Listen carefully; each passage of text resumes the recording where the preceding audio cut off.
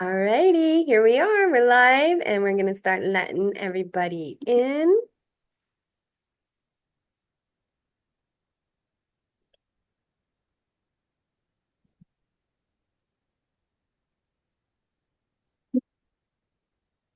Excited for our hi, aloha e komamai. Hey, Mariah. Good to see you, Mariah and Angel. Good to see you. Welcome, Ray. We had quite a few people signed up for this. So we'll let everybody kind of trickle in, but we'll also get started just introducing and welcoming everyone into the NaiAsa Institute virtual temple, we like to call it. It's actually a physical temple now, but here today it's virtual, the Saraswati Shala. And I'm Jinju. I am Nova. And we are your hosts today. We are the co-founders of NaiAsa Institute. And we are so excited to be here. These seminars have been really, really wonderful, really valuable, really fun. And I'm like, it's a little bittersweet. Today is our third and our final. I feel like we'll do this again. And back to just welcoming you into the Saraswati Shala before we introduce our amazing presenter today. We have a little manifesta I like to share. So everyone who steps into this space, we welcome you to receive these and feel this aspect of your expression within you. So in the Saraswati Shala, we are the sacred weavers. We dance the sacred patterns of the cosmos, the cycles of nature, and embrace the spiral paths that guide us back home to the wisdom within. We are the embodiment of the divine. We are the fire of Pele. We are the spirit of Naya. We are the womb of Gaia. Anchored in the balance of lunar and solar, yin and yang, we weave the universal threads of science, soul, and soma in service to healing, transformation, and empowerment for all. And I'd like to invite everyone to just take a moment just to bring yourself into a centered place. Take a few deep breaths.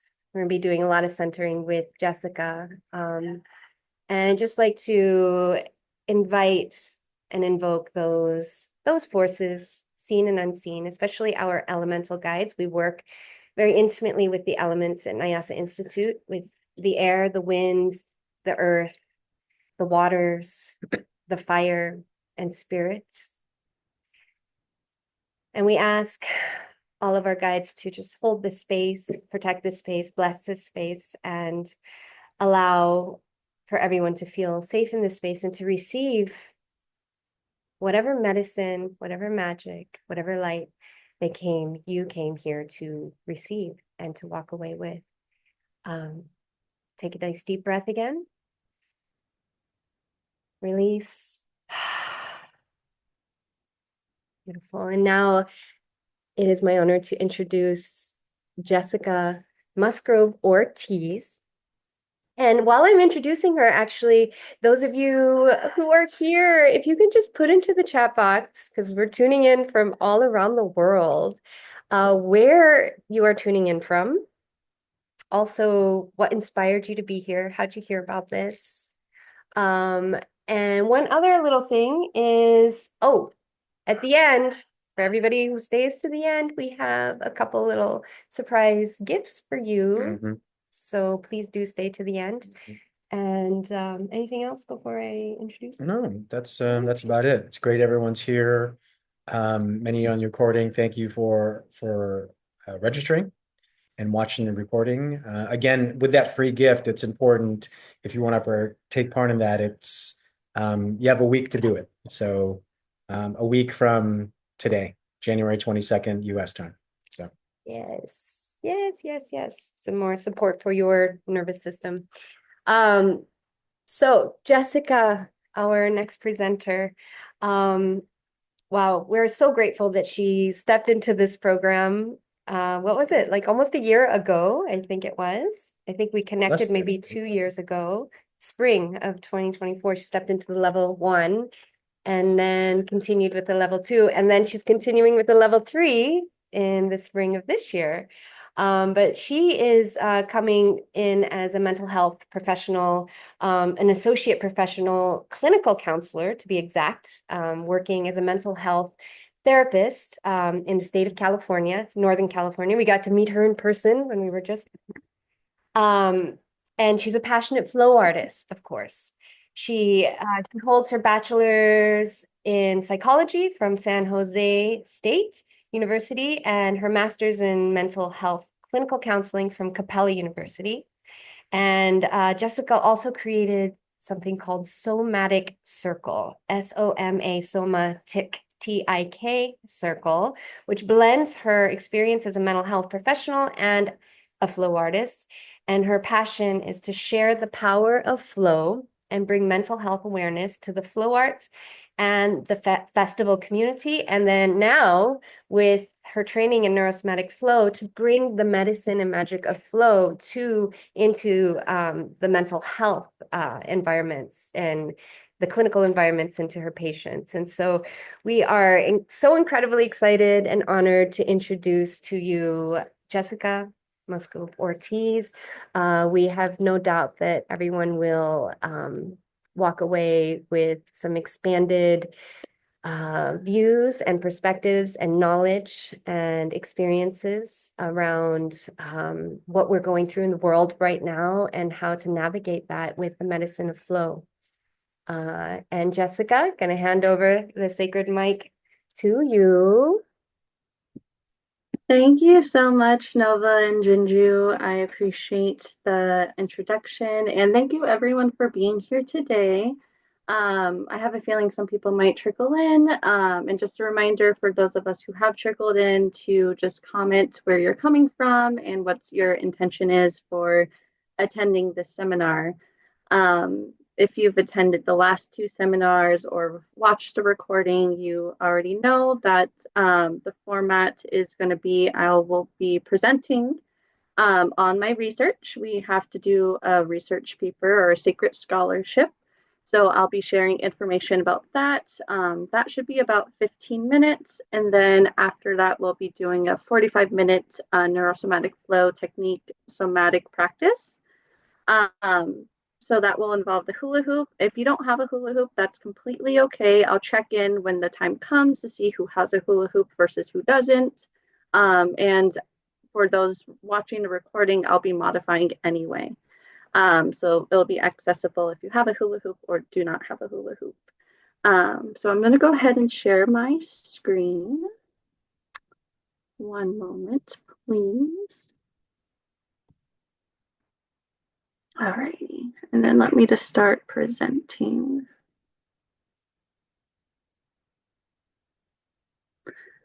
All right, just checking in really quick. I can't see anyone, but just an audio maybe from Jinju or Nova. Can you see my screen and hear myself talking? Yep, we can Loud and see you clear. loud and hear you loud and clear. Looks good. Perfect. So again, thank you everyone for being here today. My topic is named the Disconnection Crisis, Finding Flow in a System Built for Stress. What inspired me to talk about this topic and research this topic is not only my own experience as a human, a mental health professional, but also, well, I guess just that, and also my aligning of finding NaiAsa Institute, because of course I am a flow artist. A little bit information about me. I'm a flow artist from California. I began flow at a pretty early age, so I wouldn't say 18. I attended electronic music festivals and communities and would always see people dancing and flowing. So I've had flow in my life for quite some time now. And it's just brought so much magic and healing for me as a person.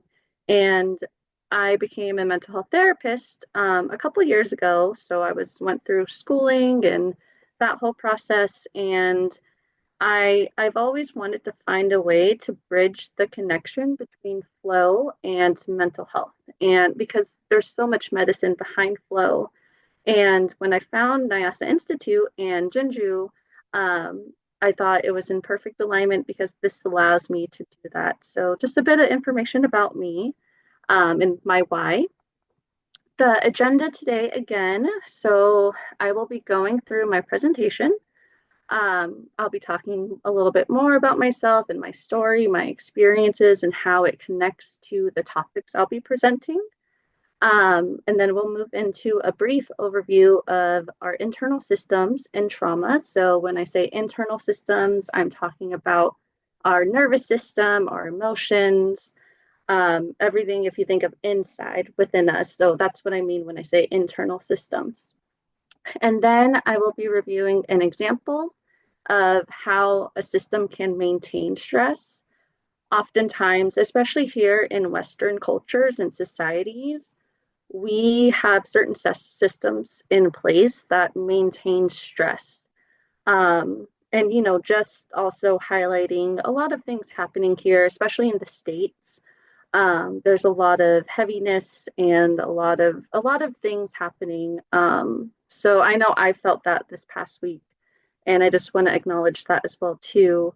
So again, if you need to take a break, safety is so important. So if at any moment you need to take a break to get water, to regulate, please do so, because talking about trauma and our systems and how they can be stressful, it can activate our nervous system and it can feel really heavy. So again, safety is number one, and I want you to make sure that you're allowed to take care of your needs. So if you need to use the restroom, if you need to take a break, that is completely okay. Um, the last thing of my presentation is we'll be reviewing how healing flow can be and the implications of that. And then we will then transition into the NeuroSomatic flow technique. Again, have the hula hoop ready nearby, but if you don't have one, that's okay. I'll be offering alternatives. All right, so we'll get into it. So again, sharing a little bit about myself and my story here on the slides. I just have a couple of pictures that I thought represented me and my story. So one of me as a child, kind of bringing forth that inner child that have within me. Another picture of me in the flow community. My friend Eden took this photograph, and she's very talented at photography. And that's a representation of how I've found community in flow, because community is very healing, and the flow community, it's just so magical when you're introduced to it. And then the last picture, I thought it's a great representation of how freeing flow can feel. And this is a photograph by a woman named Bailey, who's also very talented. So getting into my story and a little bit more about my why. So again, I grew up in a household with a lot of stress, as many of us do. I really do think that when it comes to childhood, a lot of us don't come out unscathed. There's a lot of things that happen in childhood, a lot of things that aren't in our control, specifically our environments where we're born and raised in. So for me as a child, I didn't know how to regulate my emotions. I was never taught or shown how to express my emotions in a way that nurtured myself.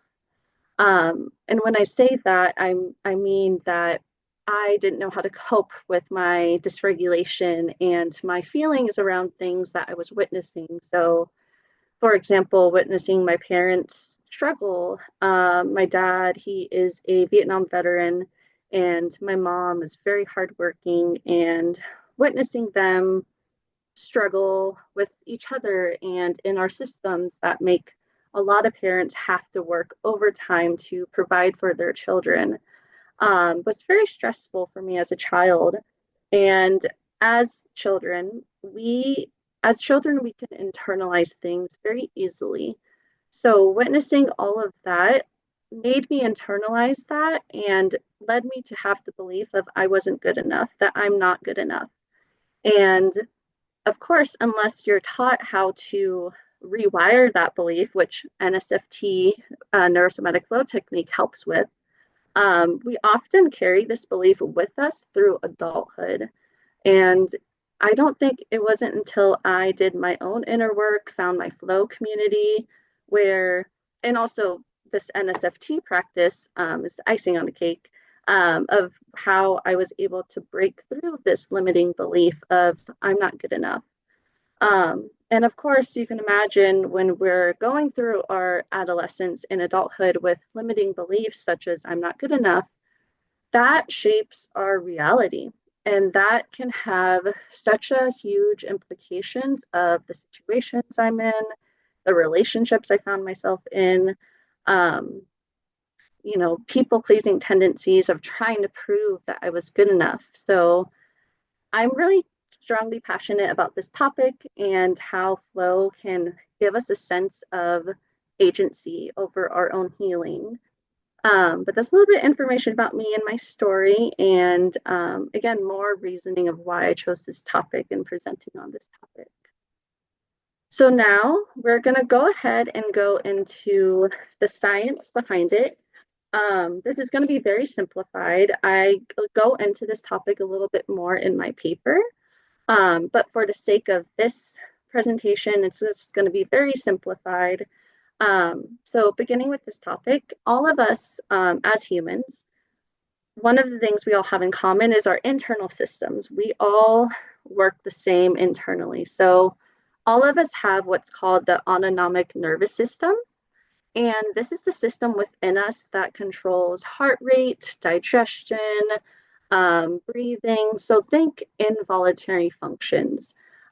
This system is really important for our survival because it helps us not think about, oh, I need to breathe. Sometimes we do if our breathing's shallow, but that's different. But this system's always working. So it's really helpful for survival.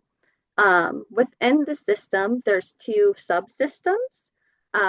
So we have the sympathetic nervous system, which is in charge of the fight-flight response. And on this diagram, as you can see, it lists all the activations it has within the body. And then next we have the parasympathetic nervous system, which is often known as rest and digest. It also provides recovery for the sympathetic nervous system. And the parasympathetic nervous system is also where that freeze response lives, which makes sense because in order for the freeze response to kick in, we have to be really quiet and still. So that makes sense. And of course, with trauma, so fight, flight, freeze, and then there's fawn. Fawn, depending on where you go and look at your research, oftentimes neuroscience say it's really complex and might include both of these systems depending on what's happening. So, for example, people-pleasing tendencies, which is something I've struggled with.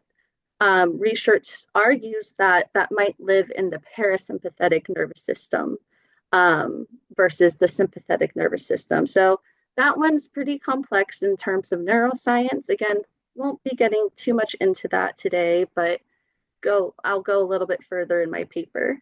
But in regards to this system and stress, so again, this system is so important for our survival. So if you think about external event happening, so let's say there's a threat happening. And for my example, let's say there's a lion. So you see a lion or a bear. Maybe a bear is a little bit more realistic, unless they're in the jungle. Who knows? But let's say you see any type of threat, right? So that threat is going to kick in that sympathetic nervous system response because that is going to help you run away or fight. Or it might bypass that and make you freeze if you need a hiding spot, but you might need to run to that hiding spot. Or some people might freeze. And of course, our trauma responses depend on our past experiences. And again, is very complex and could be a whole presentation on its own. But for this example, there's a threat, the sympathetic nervous system turns on. as soon as that turns on, our bodies are already getting ready to recover. And that's important because once we're in a safe environment and we're away from the threat, we want to be able to recover and slow down and rest. So, what happens when the system is activated over and over and over and over again? So, think of chronic stress. When we consistently have threats that show up in our lives, or so modern day threats too, right? So I have to be on work on time. There's traffic. There's someone who's yelling. There's a lot of threats, right? And it could be also our environments. Think of a child in a really stressful environment. So taking myself, for example, of when I shared my story of being exposed to all of these stressors, I was constantly in the state of fight or flight, and then it's just on and on and on. And what happens is it's not sustainable. This system is really designed for us to tap into safety, get to a safe place, and then recover. It's not meant for us to constantly be on this cycle of fight or flight. So, what happens usually is we have health problems. Going back to my childhood, I was a very sick child. I can't remember a month in my childhood where I wasn't sick, where I wasn't getting run down, where I didn't have the flu or bronchitis, asthma. I had asthma growing up. Because again, our minds and bodies, it's all connected. So there's a lot of health implications when it comes to chronic stress and this system being overactive, which also happens in trauma as well too.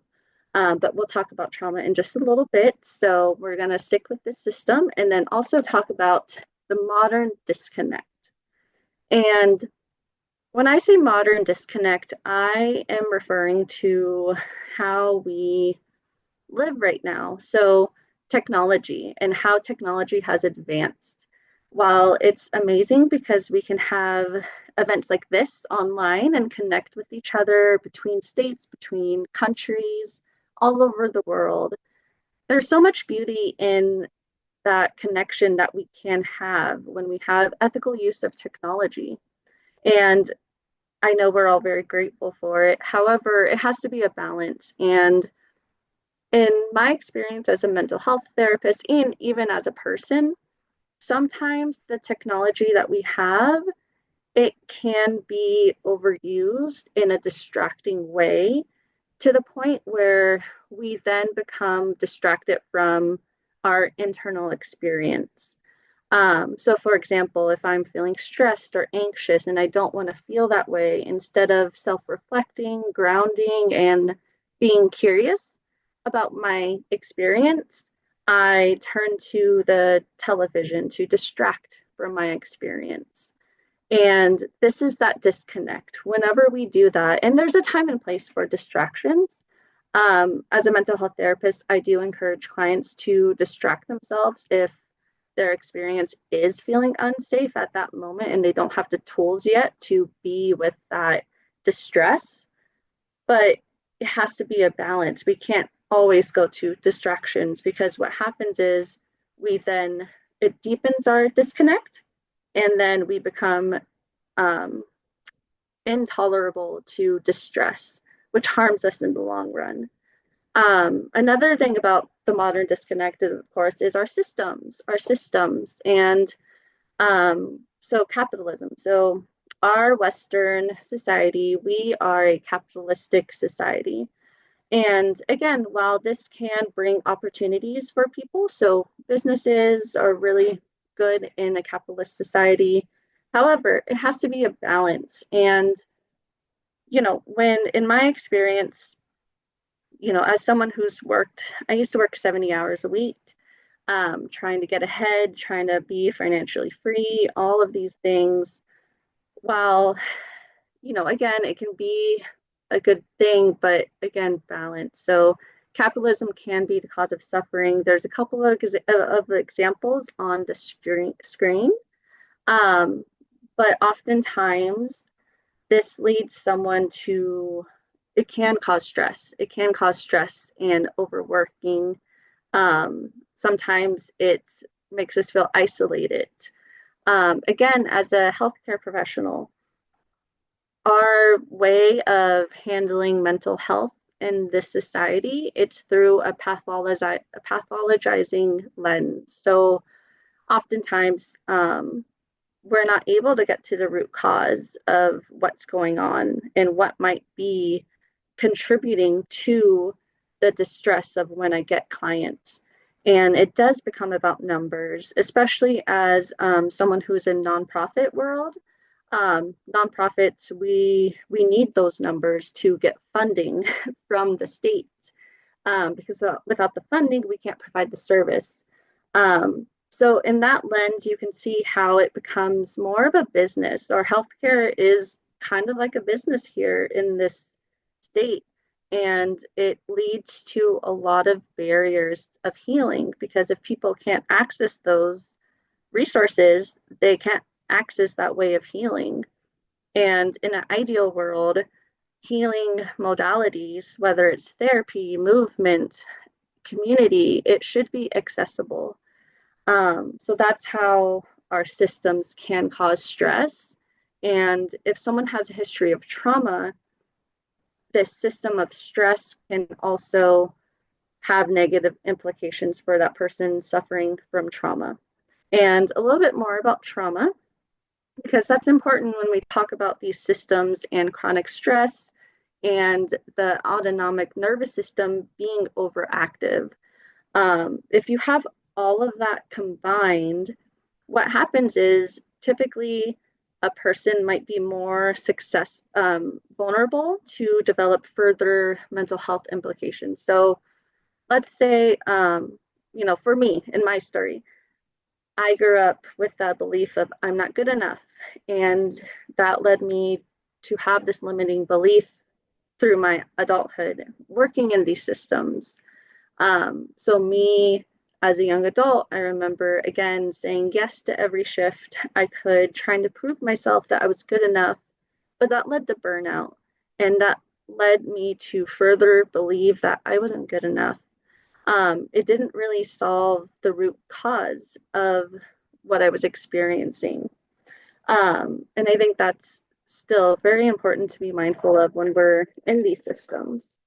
And when it comes to trauma, so defining trauma first, I'm pulling out my notes here since I have the definition written by, not by Janine Fisher, but she uses this definition of trauma. And Janine Fisher, she is a trauma psychologist. I'm currently I have taken her complex trauma certification program, and she does a lot of parts work. So internal family systems, it's a type of therapy modality. It's really good. If you haven't heard of it, feel free to research it.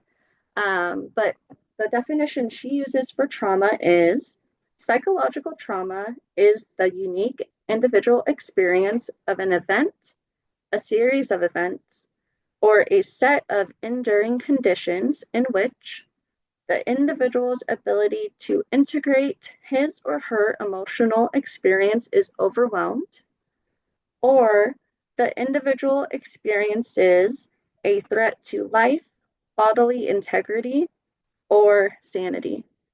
So she also goes on to say that trauma is relative, and what is traumatic depends on our vulnerabilities.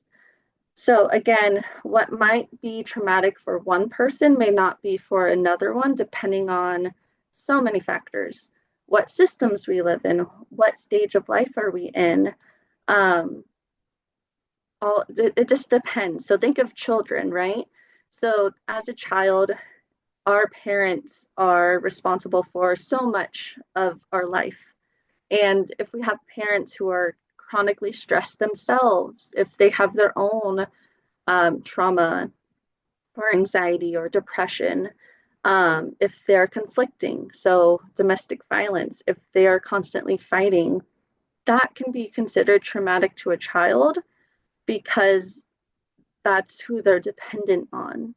and the parents are the environment. So again, going back to Janine Fisher and trauma, I love this image. I show this image to when I work to the clients I work with who have experienced trauma, because again, it ties back into the fact that a lot of mental health disorders, that's what they call it here in Western society through the DSM. I don't like the word disorder, so I love this image because it really shows how much trauma can impact our internal systems and our bodies. So, as you look at all of the things that trauma can lead to, oftentimes our systems address the symptoms of trauma. So, nightmares, social anxiety, chronic pain, addictions, depression. Oftentimes, we address those instead of the root cause because of the limitations that we have. So, for example, in community mental health, when I work with clients, I'm only allowed to see them 15 times. And when trauma is there, you need to address the safety and create a bond between the therapist and client. And sometimes that's not possible in 15 sessions. So it does feel like it is kind of putting a band-aid or tape on the leak of that's the water is coming through. And a quote on this says, trauma survivors have symptoms instead of memories. So again, trauma manifests in so much ways. And again, I just like this visualization because then it's helpful for people to understand that again, it's not pathologizing. There's nothing wrong with you. It's a justifiable reaction to what's happened to you. And the body has a hard time of recognize when we're not in a traumatic situation anymore since it's worked so hard to keep you safe. And with that information then holds the power of how we can heal from trauma. What can we do about this? And that's where movement comes in. So despite all my hardships throughout my life, one thing that's always been present is moving. Whether I even realized it or not, there was a while that I didn't realize how much dance was helping me. And after doing this project and also my thinking back to my own experience with flow, it makes sense. That flow state can be used as a way of healing.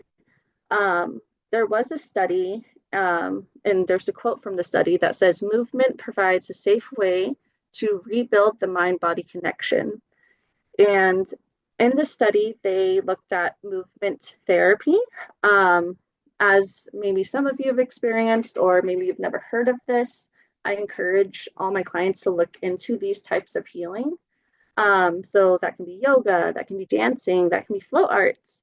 But movement is so powerful because it helps the individual to regain the mind-body connection. And that is what we need when we're healing from trauma. Trauma oftentimes leaves us in a dissociative state. So meaning that we don't feel connected with our body sometimes, or we don't feel safe in our body sometimes. So it's important that we're able to learn how to do that in a safe way. And this is a safe way to do that. Even though it might be triggering, hard emotions might come up, you're still in a safe container. You're not in a dangerous situation. So it gives your body that opportunity to work through those hardships. And also in the study, it was interesting because they actually used the hula hoop as one of the props in one specific group. And we'll kind of be doing this today when we get moving. But the hula hoop was used as a representation of boundaries. And I thought that was so neat and powerful because when we think of boundaries, especially someone who's had trauma, it's so hard to set boundaries and to hold boundaries. So by being able to visually see that, oh, the hoop, it's kind of like a container. It helps make us know that we can control our boundaries and we can manipulate it. And when they were doing this activity in the research, they found that the participants were able to engage in the activity without compromising their safety because they were then in control of their safety. So I thought that was really neat and really powerful. Um, and, you know, being a flow artist myself, and I'm sure most of you have experienced flow in some way because we can find flow in anything, to be honest. It doesn't have to be movement, but we can find flow in anything. And flow state specifically was developed by a psychologist. I'm not going to say his name because every time I say his name, I don't say it correctly, but it is on the screen. And I encourage you to look him up because what he found was amazing. He discovered flow state, and flow state is when you are completely immersed in whatever it is you are doing. And this can be, again, this can be anything. This can be cooking. This can be folding laundry. This can be, engaging in flow art. So this is really accessible to every single person. And I think that's just what we need right now. We need something that's accessible to every single person. And when it comes to flow states, there is actually 4 stages of flow.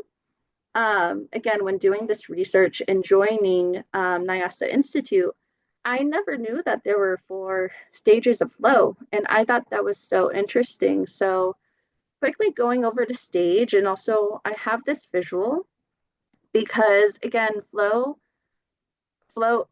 is such a magical experience, but as you can notice, it's the 3rd stage. And I think just realizing that can be so helpful because I know when I began to hula hoop back in 2020, I would get so frustrated, the struggle phase. I would become so frustrated and stressed, and I was still in my state of mind where that limiting belief was still my reality. Um, so it was really hard for me. It was really hard not to self judge myself or give myself a hard time for not getting a move. And when I learned this, it made sense to me and it helped take off that pressure too. Because struggling, that's the first stage of flow. And it makes sense, right? When you're transitioning into doing an activity. So let's say hooping. And it's going to be challenging, especially if you're new to something or learning a new move or a movement pattern. It's going to be challenging, and that's okay. It's okay to do challenging things. And over time, when we engage into struggle and have consciousness of what's happening instead of judging and reacting, magic happens there because then we get a sense of competency and it boosts self-esteem. So the struggle is good for us, of course, in a safe and controlled setting, like practicing flow arts. The second stage, of course, is release. So when we're able to finally release that stress and just do, right? So that's, well, flow's just doing, but the releasing is just being able to step away and let go of those worries and struggles. And that is also helpful for stress and trauma because we're able to take a break from all the struggles and all the worries and everything that we might be struggling with. So for me, flow helped me give me a break of that limiting belief of I'm not good enough. That didn't exist when I reached the 3rd stage of flow. And flow is just being. Flow is you're not thinking about the past, you're not thinking about the future. You are just fully immersed in what you're doing. And that is very grounding. And being in a state of mind where you feel really grounded, again, it gives our mind a bit of a break. And we're not in the fight or flight state when we're doing this. So again, the implications of healing it has for someone with trauma or someone who's exposed to chronic stress because of our systems, it can help. It's medicine. And then the 4th stage is the recovery stage. And of course, like everything comes to an end naturally, and that's important because we need to make sure that we give our bodies a rest. Sometimes, depending on what type of flow you're engaging in, it does include physical activity. Even people who do sports, so your body needs to recover. And oftentimes in the recovery phase, you feel a sense of mastery, maybe, or competency. Your resiliency levels can feel strong. Your self-esteem might be feeling good. So there's a lot of medicine in flow state and when we can get into the flow state. It should be enjoyable too. So as you see in the visual, it says flow has attention and enjoyment. And we'll be kind of doing some flow today. So I'm excited to get into that. We're almost there. Lastly, for my presentation, again, thank you again for taking the time to listen to all of this information. I know even though it wasn't super science heavy, it's still a lot of information. At the end, we will have time for Q&A. So if you have any questions, you can even leave them in the chat if you want to write them down if you forget, or just hold off until the end. We will have a Q&A. But again, I was excited to present this topic because again, it's important to have a healing modality that is accessible for everyone, and flow is accessible for everyone. So that is my vision for the future and community buildings, is to have spaces that are accessible and we engage in the medicine of flow. Um, so thank you again, and we will be transitioning into what I'm calling the Lokahi Wheel hoop. Before I hoop NSFT. And before I stop sharing my screen, I'm going to go ahead and just quickly review what is the Lokahi Wheel. And the Lokahi Wheel, it's from Hawaiian philosophy. And it's the medicine model that we use here at NaiAsa Institute as well. And it's called the Lokahi Wheel because Lokahi means unity and balance and harmony. And when we think of a medicine model of a healing modality, it's meant to bring unity, harmony, and balance in our lives. So for the Lokahi Wheel, should have put a visual, but next time, maybe. We have a couple of spirals in the Lokahi Wheel, and I thought it would be really neat because if we think of the hoop, and I'll actually stop sharing my screen now because not a visual. But when we think of the hula hoop, it's a circle. Um, and that is, I feel like, such a great representation of the Lokahi wheel because, like a medicine model, everything goes in full circle. Um, and a couple things about the Lokahi wheel and how it works is so we start in the north, and that is what we associate the element of the air. And if you think of the air, that is the element that we see. Um, and we'll be doing this a little bit more in the movement. And I'm noticing the time. So the first element's air. The second one is the earth, so grounding. The third is the water, so feeling. The fourth is fire, so that's the transformation. And the fifth is spirit. So I'm just going to go ahead and get into it because I'm noticing the time and I want to make sure we get into the movement part. So if everyone could please get into a comfortable position, I'm going to lead us in a brief grounding exercise. And then after that, we'll be getting into our movement. So I will be playing music for the visualization. Okay. All right. And can everyone hear the music? Thumbs up, thumbs down, thumbs down.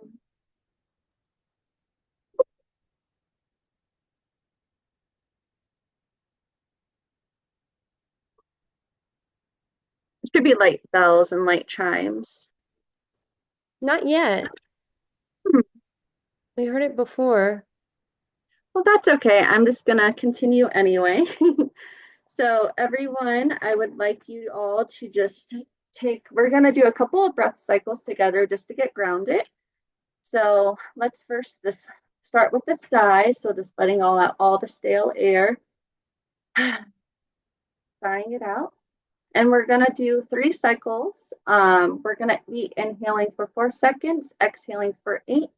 If that is too much for you, just make sure that your exhale is longer than your inhale. That's okay if you don't go the in the rhythm I'm going. So let's begin. Inhale, 2, 3, 4. Exhale, 2, 3, 4, 5, 6, 7, 8. Inhale, 2, 3, 4. Exhale, 2, 3, 4, 5, 6, 7, 8. Inhale, 2, 3, 4. Exhale, 2, 3, 4, 5, 6, 7, 8. And then just take your breath and let it flow. And just notice if it's shallow, if it's deep, is it fast, is it slow? You can have your eyes closed for this practice, but if that doesn't feel safe or comfortable, that's okay. You can go ahead and just soften your gaze to the ground and just notice what's coming up for you.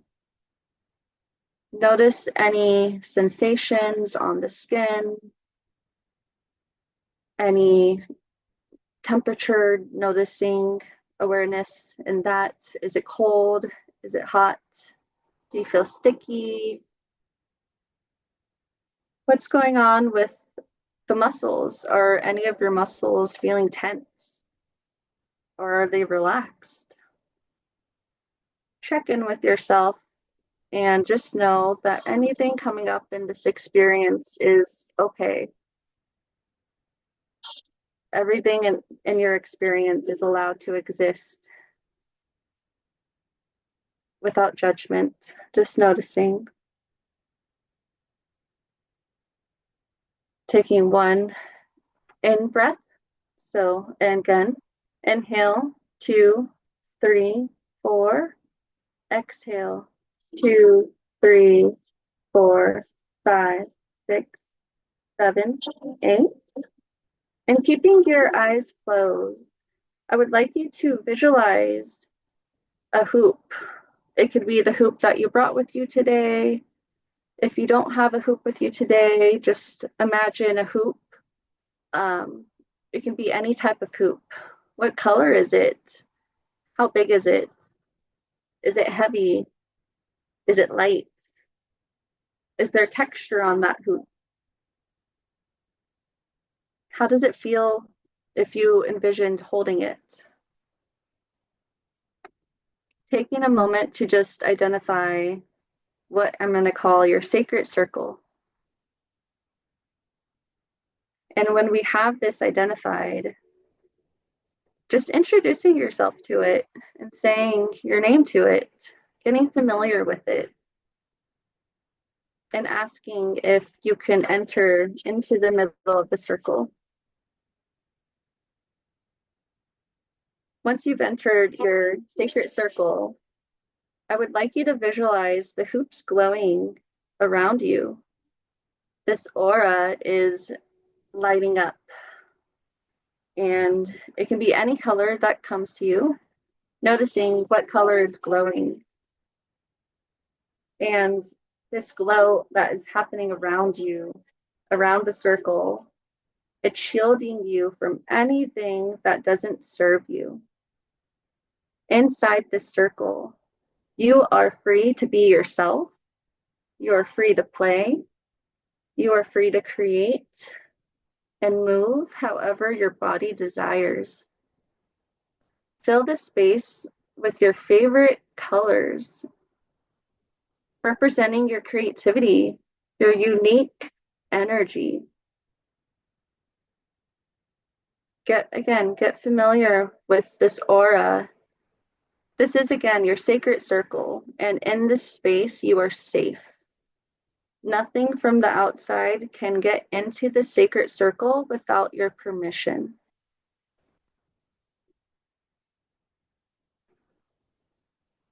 I invite you now to hold space for the intention of safety by saying the mantra, I am safe.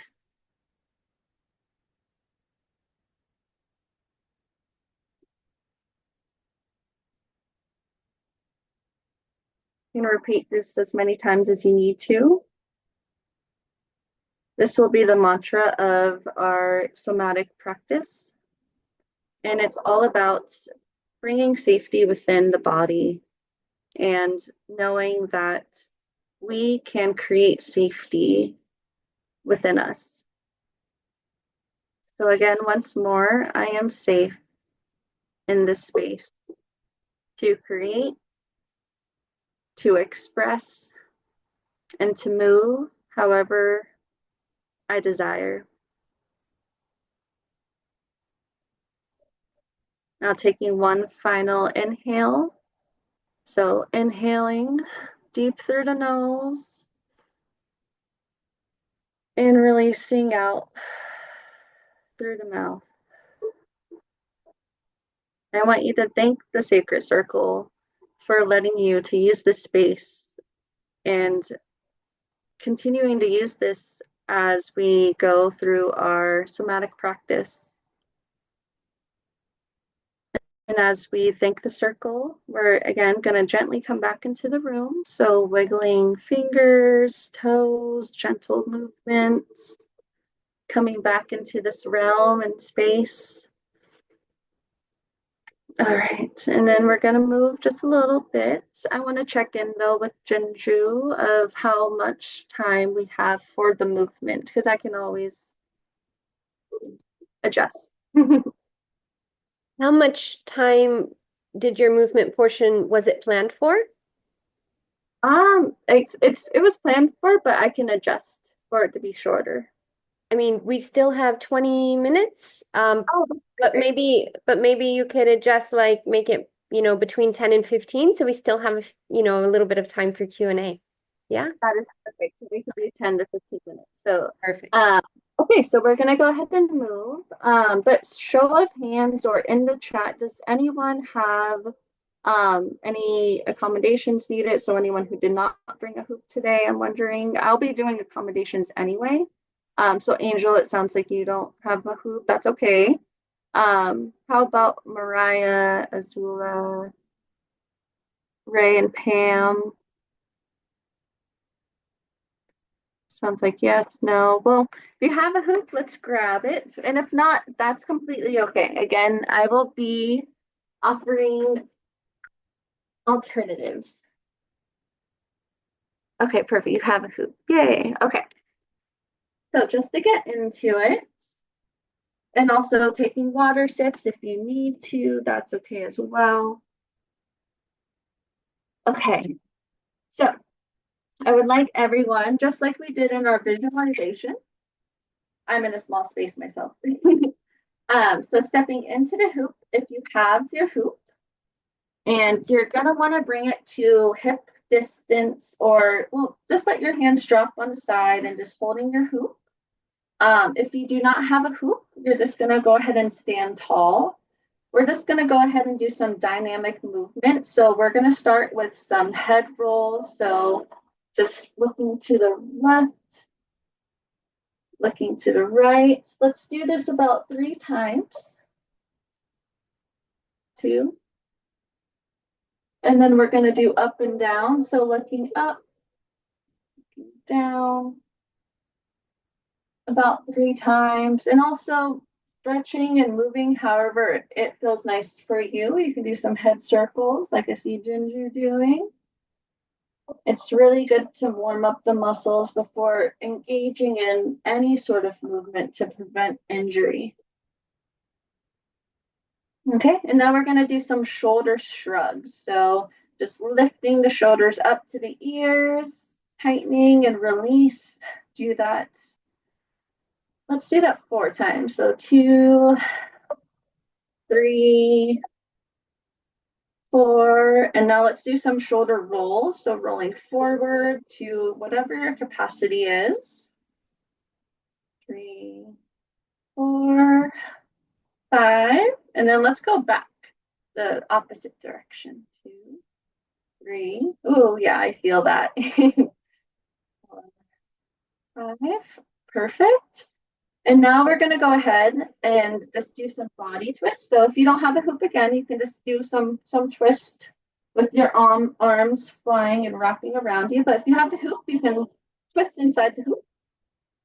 I like to do a full body twist, sitting at my heels, going upwards. So if I'm turning to the right, my left heel is lifting off the floor. So it's getting used to that expansion. All right. That feels nice too. All right. Next, we're going to go ahead and take the hoop in front of us. And we're going to hold it on the outside of the hoop. So and if you don't have a hoop, you can just put your arms out, and we're just going to do some overhead extensions. I have to kneel because it's not accessible for me. So if you don't have a hoop, you can put your hands out and just make a Y shape, getting that nice stretch in your back, and you can move however you feel. But if you have the hoop, you're just raising it above your head. Maybe you need to stretch side to side, doing some more twist for your shoulders, really expanding into that. And lift it up. Whatever feels good for you. You can do some circles. And remember to breathe. Sometimes I can hold my breath when I'm stretching or doing something that might feel stiff or challenging.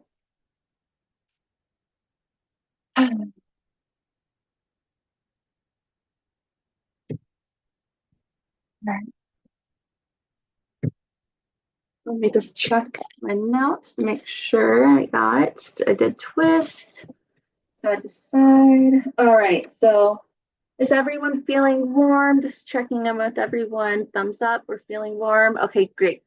So now we're going to go ahead into expanding into these movements. So I will show you and then we'll practice.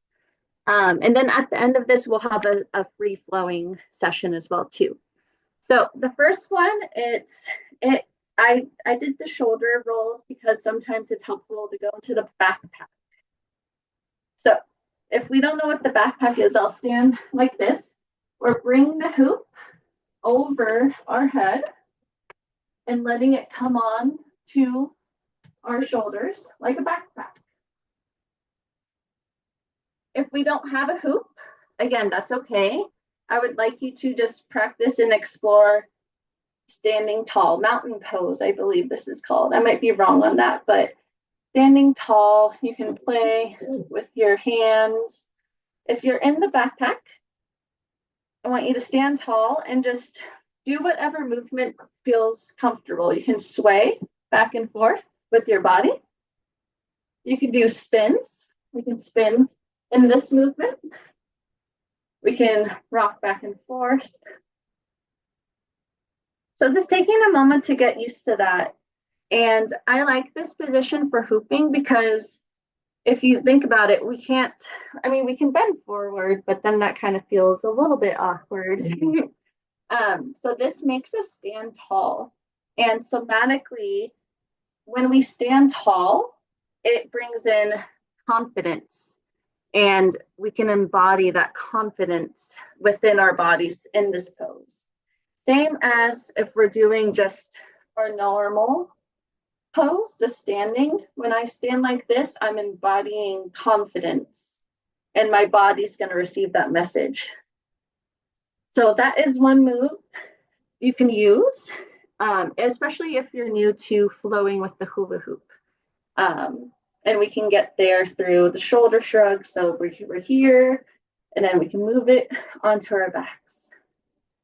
So that is move number 1. The second move, let's double check my note. Oh, is the wave. So we have the backpack.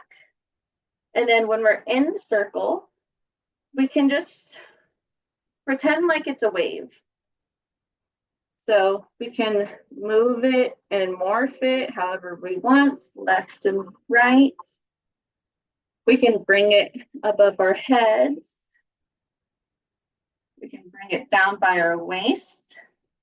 And this is very fluidy. So kind of like water in the Lokahi Wheel. It can be a really good tool for emotion and just taking notice. Oh, and before I take notice, if we don't have perfect angel, as I say, we can make waves with our arms. If we don't have the hoop, we can create waves with our arms and create that boundary and that aura around us. And while you're doing this, I want you to notice, how big are your waves? Are they small? Are they big? Are they fast? Are they slow? And remembering to breathe again and that you are safe. So lots of, and just checking in, see where everyone's at. Yes, I love that, all of everyone's waves. So this, taking note of how you feel in this position. All right, next, we're gonna move into just practicing. So for those of us who don't have a hoop, again, channeling that force field, the sacred circle that you visualized in your head, raising the hoop up and down. So kind of like it is a force field. So by doing this, you can start at your waist, and then you can raise it up. And now it's over my head, and you can twist and turn and move in circles. You can twist and turn on this, bring it up slowly. For those of us who don't have a hoop, you can just play with, okay, what would it look like if I raised my arms and just swayed or traced my body? You're creating that force field with your hands. And again, this can feel really secure and safe because, again, we're within that sacred circle of creation.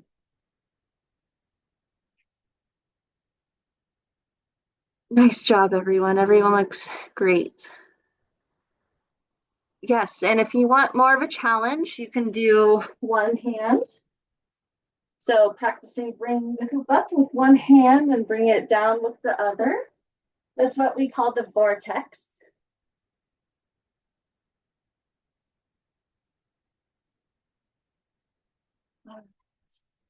It looks beautiful. And remember the mantra of I am safe. And lastly, before we do our free flow, I would like everyone to drop the hoop on purpose. So just drop it. And notice how it feels. And if you don't have a hoop, take a deep breath in, make a fist, and drop it. And notice how that release feels when it's intentional. And it can be powerful. It can be fun dropping the hoop. Oftentimes with props and hooping, sometimes it can be distressing when we drop a hoop or make a mistake, but it doesn't have to be. We can still flow with it when we drop the hoop. So that's why I like intentionally dropping the hoop and just letting you know it is still safe and it's okay to drop the hoop. So just giving a couple shakes, shake it out. All right, and now we're gonna go into the free flowing part. And I don't think we can still hear the music on my laptop, so I'm gonna shift to my phone. All right. Can everyone hear the music? No. Thumbs up.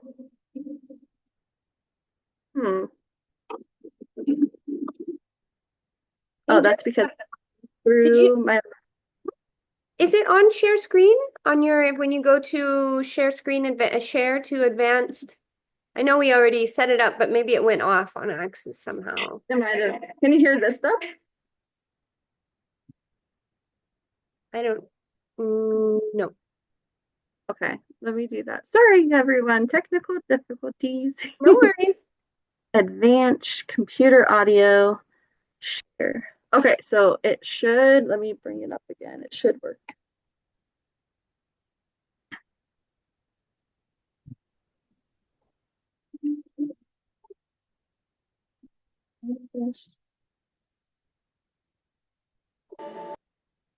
Can you hear it now? Oh, perfect. Yay! So now we're going to take all of the concepts that we just did, and I want you to just go ahead and flow. So again, keeping that mantra in mind that you are safe, and this is your sacred circle. If you don't have a hoop, that's okay. You'll still feel the medicine of visualizing that aura and the sacred circle that you created within. Okay, so free flowing.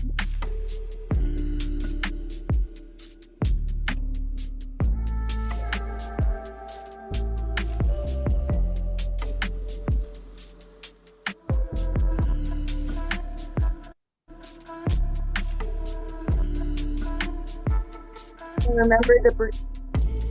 You are releasing and you're safe to create in any way you would like.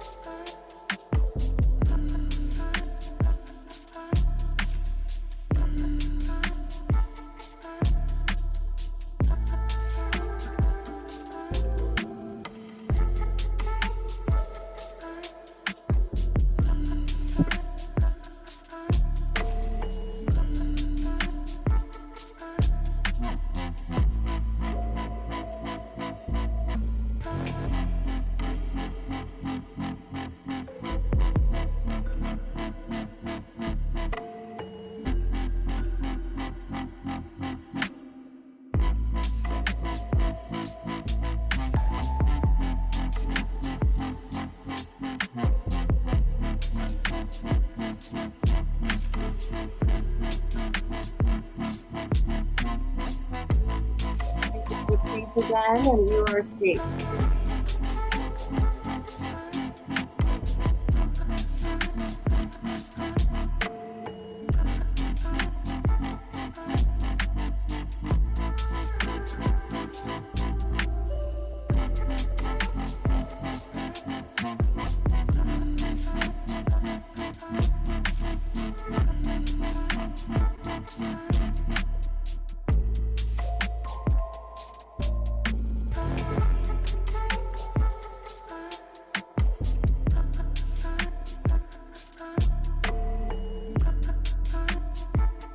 There is no right or wrong movement.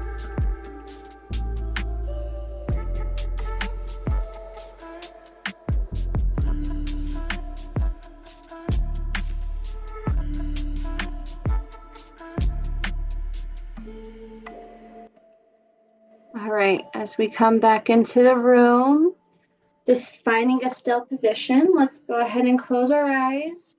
Let's go ahead and take a collective breath through the nose. Inhale. And exhale through the mouth. I would like you to thank your body for showing up today, your soul for showing up today. Thank you for showing up today. And again, I appreciate everyone for participating and listening and learning. And thank you so much.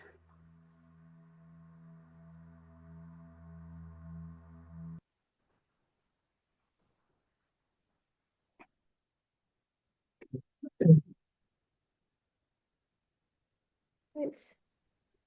And congratulations! Thank you. Yay! Oh, that was wonderful. Thank you, thank you. Oh, it felt so good to flow and wow. Oh, how do you feel, Jessica? Oh, you're muted. You're muted. Thank you. I feel good, and I'm happy to be complete. Thank you again for all listening to me and kind of pivoting when I realized the time. But that's the beautiful thing about flow is you can always pivot and tailor it to however much time you have. So I feel good, and I'm just grateful. You did a wonderful job, an amazing job. And you all will be sharing her full Sacred Scholarship paper as well. And oh, I'd love to hear either in the chat box or you can unmute yourself, raise your hand. How do you all feel? What are you walking away with? Do you have any questions?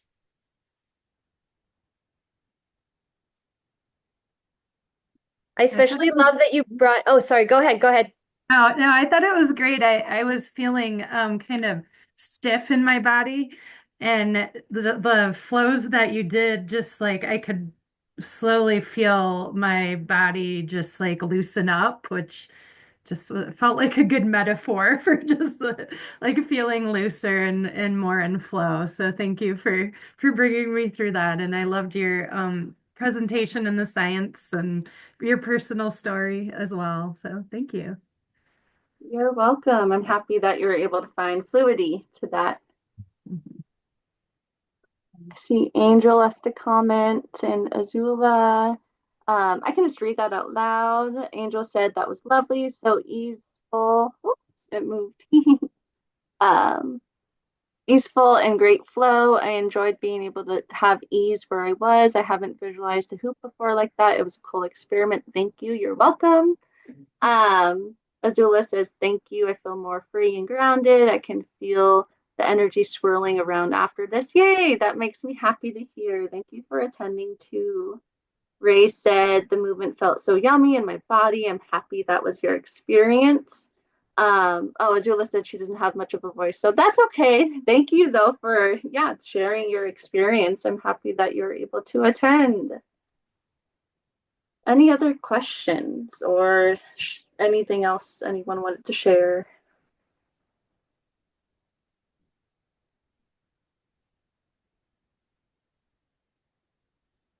Okay. Everyone's feeling complete for now. Yeah. Yeah, beautiful. Thank you. Thank you for your reflections. And I have, please, if Jessica, if you can stay on after we close the call, we definitely, we would love to celebrate and just give you our feedback and congratulations more intimately.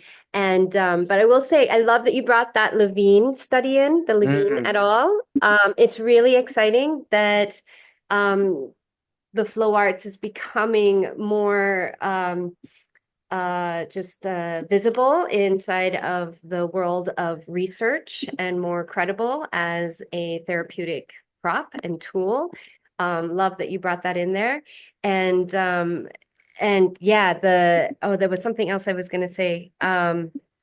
Just yeah, I think the timing of your message couldn't be more perfect and aligned right now. And the circle, right? It just as a model, right? When you were talking about the Lokahi Wheel and just, just as you were going through it, I was just really expanding to envision humanity, just as a circle. And if we could live day-to-day life, connect, relate with each other, with our healing processes, with just this simple circle as our structure and as our model and as our guide. And so you really brought me full circle to that because I fell in love with the hoop a long time ago. I think it was 2008. Oh my gosh, like almost 20 years ago, I started hooping. And over the years, sometimes it's such a journey and an evolution, and I take for granted like how these profound realizations, these aha moments, like of feeling safe. I used to take my hoop to ecstatic dance in Oakland, actually, because I didn't want bodily contact. And so it was my way of keeping myself safe, literally. So yeah, just so much, so much. Thank you for bringing all of this, weaving it all into such a such a beautiful presentation, weaving those threads of science, of soul, of soma.